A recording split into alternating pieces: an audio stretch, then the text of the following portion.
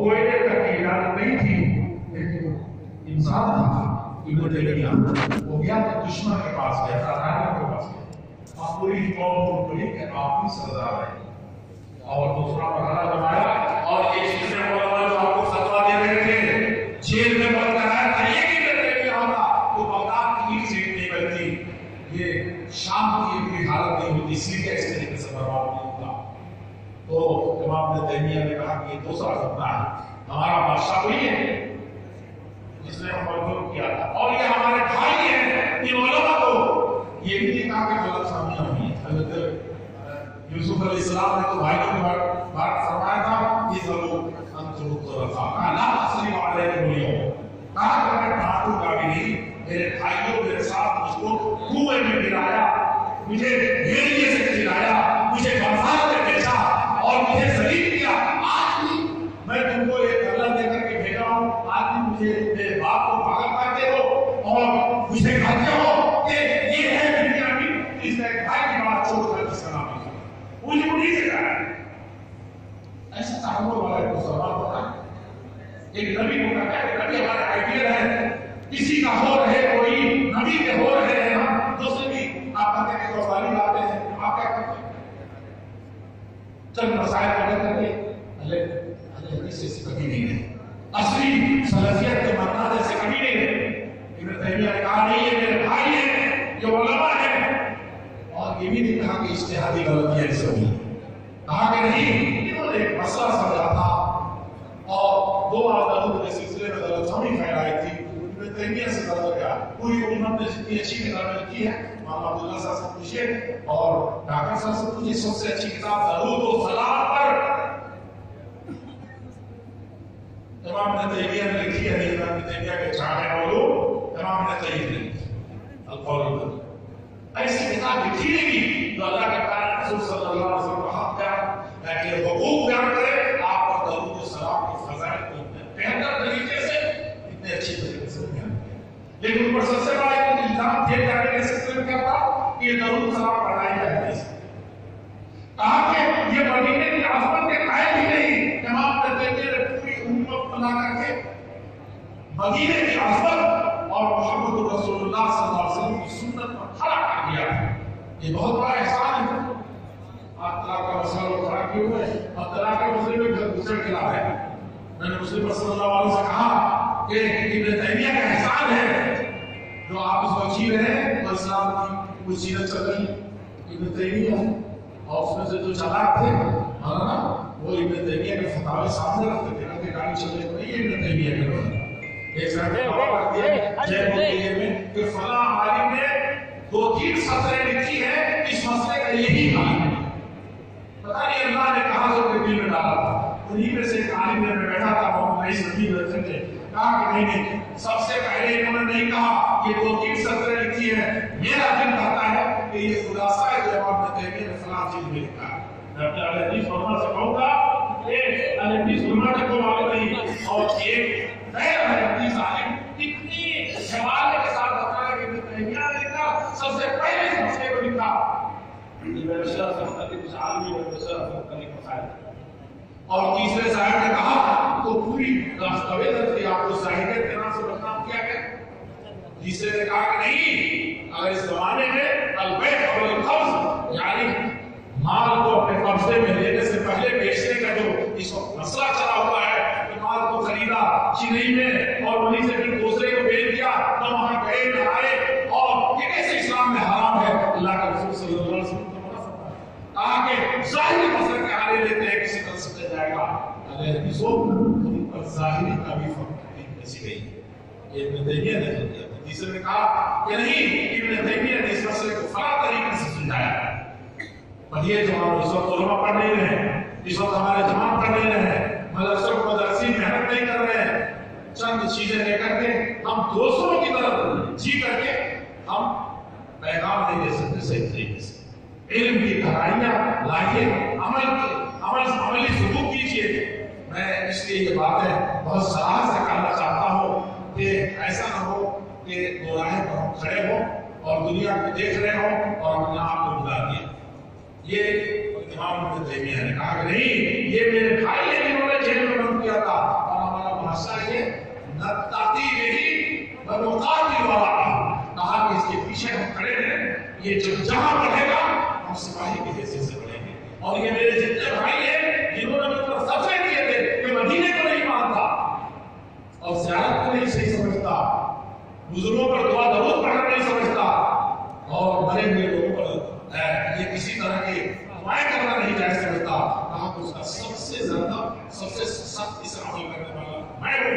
इमाम इब्न तैमिया ने बताया कि हमारे भाइयों को गलतफहमी की और उलमा ने इज्तिहाद किया है, उनको सवाब मिले। ऐसे खुला दुश्मनों आप मुझे तो कहते बिदाती हैं, मुशरिक हैं और पता नहीं क्या क्या फतवे लगा। ये अहले हदीस का वकील हर जमाने में रहा। और जब ये चीज सही माने में आती है तो वहां आजादी का मसला समझना है। आजादी कहां हुई?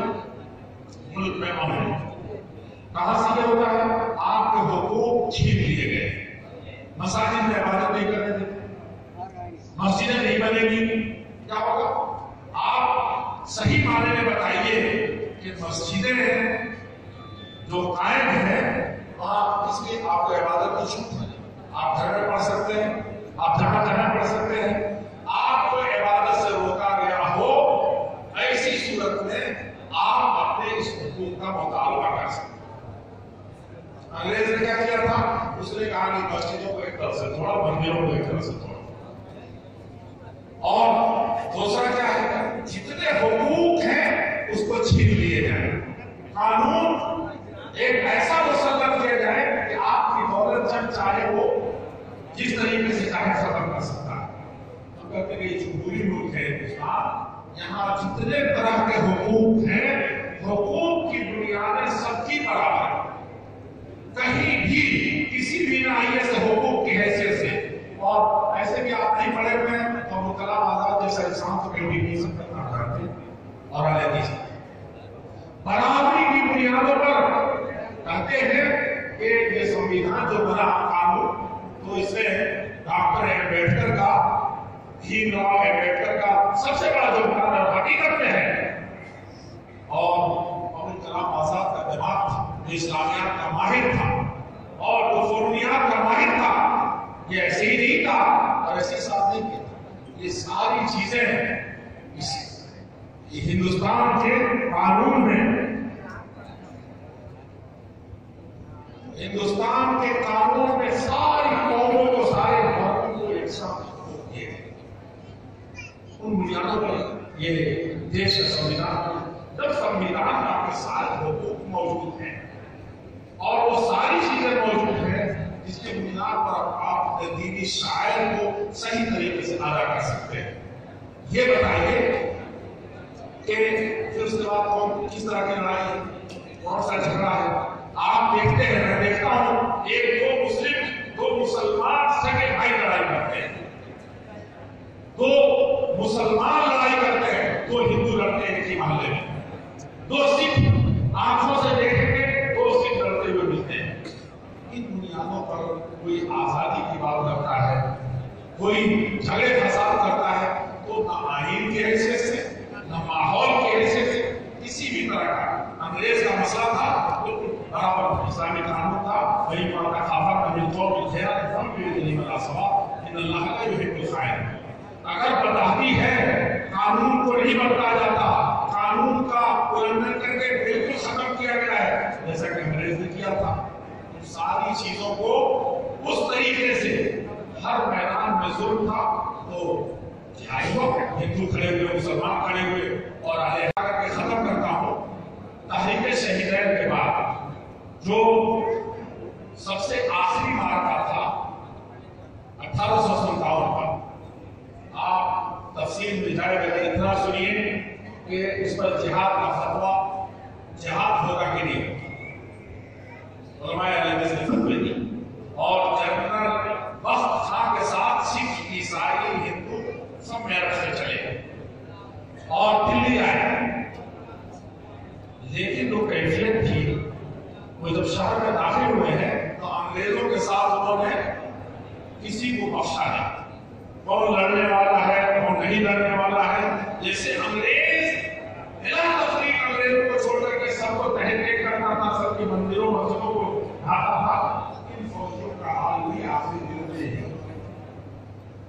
अंग्रेज औरत का किस्सा बयान करता हूँ कि हजरत शेखुल फिल्म जो हदीसों के सबसे बड़े आलिम थे उस वक्त, और शेखुल फिल्म जी के पास अरब के लोग भी पढ़ते थे, अजम के लोग भी पढ़ते थे, अफ्रीका के लोग भी पढ़ते थे, सऊदीया के लोग भी पढ़ते थे। मैं आपसे अर्ज कर रहा हूँ कि जब उन्होंने देखा कि झाड़ी में रास्ते से अंदर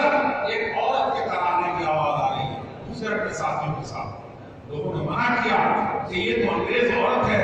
और बलवाई पूरे शहर में नारे मुजाहिदीन कहा कि ये मुजाहिदीन नहीं हो सकती। अंग्रेज औरत को किसी हिंदुस्तानी ने मारा, ये जिहाद नहीं है, ये शोरिश। आज भी लोग कहते हैं देशों ने हिस्सा नहीं लिया जिहाद की शोरिश का, 1857 के जिहाद को नहीं, जिसमें किसी औरत की जान चली जाए वो जिहाद नहीं हो सकता, और जिसमें किसी बच्चे की जान चली जाए जिहाद नहीं हो सकता, जिसमें किसी मंदिर या किसी गिरजाघर में बैठे हुए तालिब लोगों को मारा जाए, ये जिहाद नहीं हो सकता। दुनिया के सबसे बड़े शेखुल फिल्म सारी दुनिया के माना के सबसे बड़े इमाम, उन्होंने कहा कि इसको उठाएंगे। साथियों ने कहा कि मियां साहब ने बड़े साहब बहादुर शाह भी मियां साहब का बड़े साहब खुदा ने इसको छोड़ दीजिए, इसका लेना अपनी जान को गंवाना है, कोई नहीं देखेगा कि मियां साहब है, बलवाई दलदला है। पूरे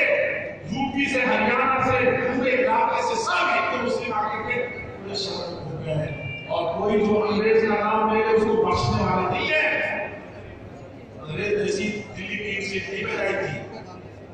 जुल्म का बदला अगर जुल्म है तो ऐसा इस्लाम, ऐसा ईमान, ऐसी आजादी नहीं थी। सैयद साहब ने जान रखे कि काम खाओ, इसको लपेटो, इसको बदन में अपने अपने इमामे खोले और कहा इसको लपेटो,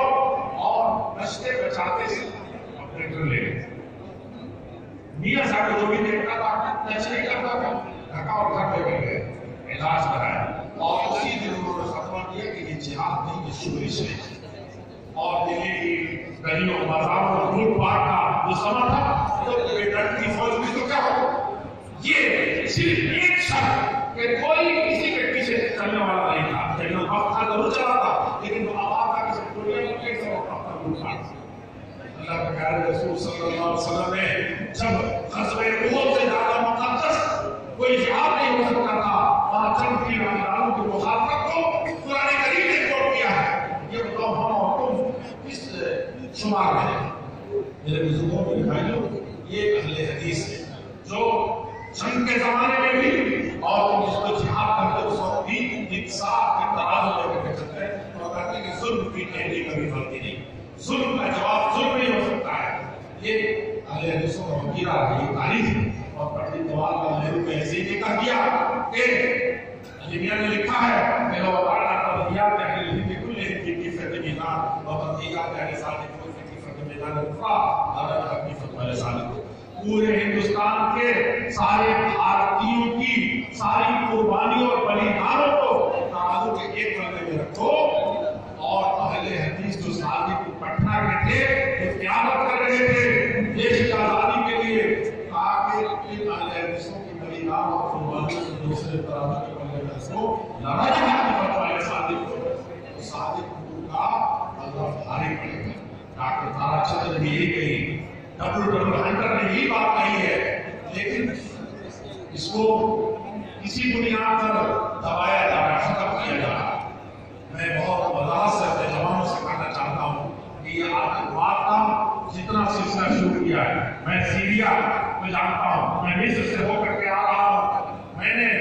अरब दुनिया को देखा है, मैं बहुत से यूरोप के मुल्कों का, अफ्रीका के मुल्कों का, देशों का देखा है। मैंने चैलेंज से कहा है कि सलफी को नहीं कर सकता, जो सलफी है आतंकवाद दिन से दूर है, अहले हदीस उनका कोई दूर तक ताल्लुक नहीं है। हाँ, तुम्हें जरूर बनाए हैं और तुम्हें जरूर पैदा किए हैं, और ऐसे लोगों को जो तुम कहते हो हम सर्टिफिकेट नहीं देते। हमारा ईमान तो अकीदा है कि हम किसी ग्रुप को राजी नहीं करते, हम किसी इंसान को राजी नहीं करते। तो सब ऐसा माहौल सात आसमानों के ऊपर जो अल्लाह जल्ल शान ने एक कीमती के सिलसिले में भी उसका हक जानते हैं। हम जानते हैं कि जितनी इंसानी जान की हैसियत से इस तरीके से एक मुसलमान बच्चे की, मुसलमान औरत की इज्जत है, उसी तरीके से उसकी इज्जत है। फुक़हा में, अहले हदीस फुक़हा में कोई हेरफेर नहीं है, सीधे सीधे कुरान हदीस है। जिस तरह से एक गैर मुस्लिम, एक मुसलमान पाकीज़ा आलिम औरत की चेहरे पे, एक औरत की, मुसलमान औरत के चेहरे पर देखना हराम है, जुबानो हराम है, तुम्हारे नबी का लिखा चेहरे को फेर दो। इसी तरीके से गैर मुस्लिम, एक यहूदी,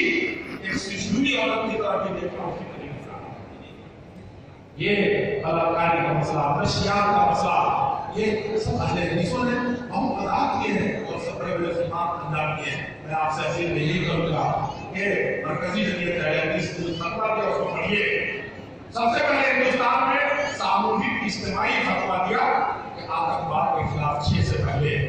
बल्कि काबुल कॉन्फ्रेंस में और आम पर बड़े सेमिनार किए। इसका मसला है, उस वक्त भी अहले हदीसों ने सबसे पहले उनके सारे उलमा ने, आपके इस कर्नाटक के जिम्मेदारों ने उस वक्त फतवे को ये किया। और हमने किसी ऐसे वैसे नहीं, बल्कि होम मिनिस्टर शिराज माफी को बुला कर दिया था। कल आपको टाइम्स ऑफ इंडिया का हमारे कमरे में, मैं उन्हीं के कमरे में चला कर देर से आया था, कमरे खाली नहीं थे होटल में, पर सल्लल्लाहु अलैहि वसल्लम ने कहा तो कहा कि अच्छा यही बाजी तो दूसरे ले गए, हम जानते हैं कि आपके 5 साल बाद दूसरों ने फतवे दिए आतंकवाद के खिलाफ, सामूहिक फतवा, इज्तिमाई फतवा, लेकिन आपने तो 4 मिनट दे दिया, 6 मिनट दे दिया था, 4 मिनट का ऐलान किया था, लेकिन दूसरे क्रेडिट हासिल करते हैं। मैंने कहा कि एक काफी मेरे पास है, एक मौलाना अब्दुल हानी साहब के पास है, ये हम फतवे ऐसे ही नहीं देते हैं, ईमान की बुनियाद पर देते हैं, अपना धर्म समझते हैं, और ये हमारा अकीदा है। अल्लाह जल्ल शानहू हमको, इस मुल्क को, सारे बाशिंदों को सही माने में अमन के इस पैगाम को जो ये अजीब शान कॉन्फ्रेंस दे रहा है, उसकी अहमियत को समझने की तौफीक दे। और पूरे मुल्क में हमारा जो दिल्ली में ऑल इंडिया हदीस कॉन्फ्रेंस 9 और 10 को होने जा रही है रामलीला मैदान में, उसका भी लगभग यही आलमी अमन का पैगाम है, जिसमें दुनिया के बहुत से दुनिया के लोग आएंगे। और हमको बेहद खुशी है कि मेरे कहे हुए इस अजीब शान कॉन्फ्रेंस का भी रुमानी अमल रखा। अभी मैं बंगाल से आ रहा हूँ, वहाँ भी अमन के पैगाम पर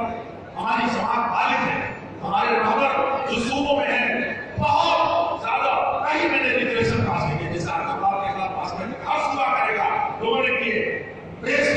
कॉन्फ्रेंस की, लेकिन इस्लाम में कोई रिजर्वेशन पास नहीं किया था। लेकिन बंगाल में गया तो यही उन्वान था, झारखंड से आ रहा हूँ यही उन्वान था, और मैं आपसे अर्ज करूं कि बिहार में भी यही उन्वान था। और चंद दिनों पहले मैं आपके इस सिरसी से गया हूँ, यहाँ भी यही उन्वान था, और किसी सूबे की और जगह पे लगभग यही उन्वान वहाँ भी था। जो मैं रामपुर उपम, ये हमारा फरीजा है, जिसको हम इंसानियत के नजर करना चाहते हैं और सिर्फ अल्लाह जल्ल शानहू को खुश करना चाहते हैं, और ये मान करके चलते हैं हर मुल्क मास के मुल्क खुदाए मास। ये तो हमारा देश है, वतन है। कभी से यहाँ से थोड़ी देर के लिए हटते हैं तो कहते हैं कि गुर्बत में हूँ अगर मैं, प्रदेश है गुर्बत में हूँ अगर मैं, रहता है दिल वतन में, समझो वही हमें भी, दिल हो जहाँ हमारा। अगर ये कहते हैं तो सारे संसार के लिए भी कहते हैं कि खुदाए मास, कि जो अल्लाह की सरजमीन है, जो अल्लाह के बंदे हैं, जो अल्लाह की मखलूक है, वो सब हमारे अपने हैं, क्योंकि हम रब्बुल आलमीन को पूजते हैं। हम किसी मुसलमानों के रब को नहीं, बल्कि रब्बुल आलमीन सारे संसार और सारे जहां के रब की इबादत करते हैं। अल्लाह जल्ल शानहू कबूल फरमाए। हम आप सबका शुक्रिया अदा करते हैं, और खास तौर पर करते हैं कि कॉन्फ्रेंस के लोग अल्लाह का शुक्रिया अदा करें, जिसने उन्हें तौफीक अता फरमाई है।